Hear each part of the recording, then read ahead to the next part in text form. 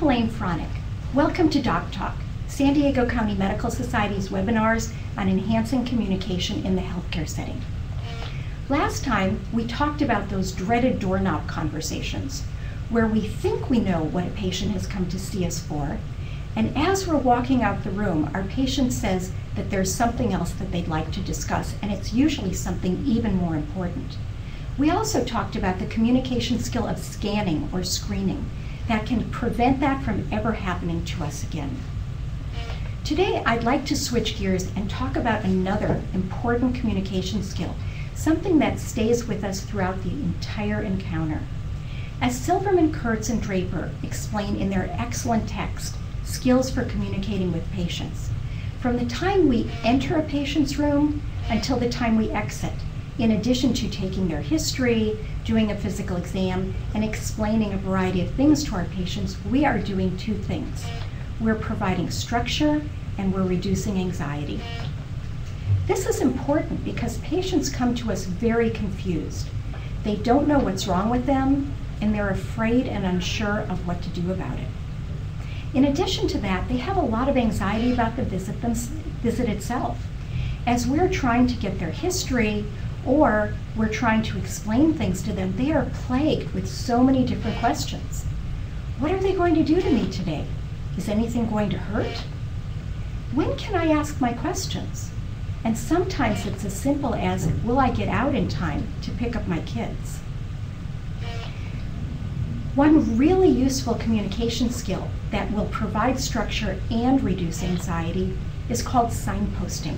And it's simply telling the patient where you're going throughout the entire encounter. What it looks like is this.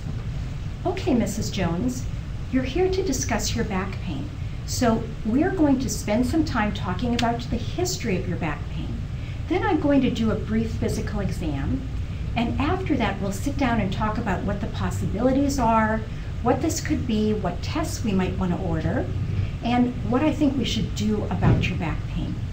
Then I'd like you to go and see my secretary to make an appointment so that we can make sure that for follow-up, so that we can make sure that we're on the right track. The whole thing will take about 15 minutes. Is that okay? Signposting seems like such a simple skill, but it really packs a big bang. It really makes a huge difference. The literature shows us that physicians who use signposting had fewer malpractice claims. When discussing sensitive issues, patients really appreciated the warning that signposting gives so that they felt more comfortable discussing sensitive issues. If we're going to be taking a sexual history or perhaps discussing the impact of a recent death in the family on our patient's medical condition, it's really helpful to tell our patients with signposting that that's where we're going so they can mentally prepare themselves. Being upfront about the plan and allowing our patients to approve it or change it if necessary shows them that we value their time and their input. And signposting allows us to create a sense of partnership with our patients.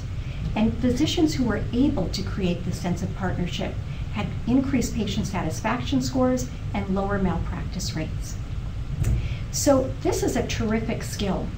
I can't think of any reason not to use it in our practice. Can you? For those of you who are interested in learning more about this subject, here's some great references. The last one, Skills for Communicating with Patients, is a terrific book that's chock full of great communication ideas. And I'd like to invite you to subscribe to my communication blog at helenefronick.md.wordpress.com. I'm Helene Fronick. Thanks for joining us for Doc Talk. I hope to see you again next time.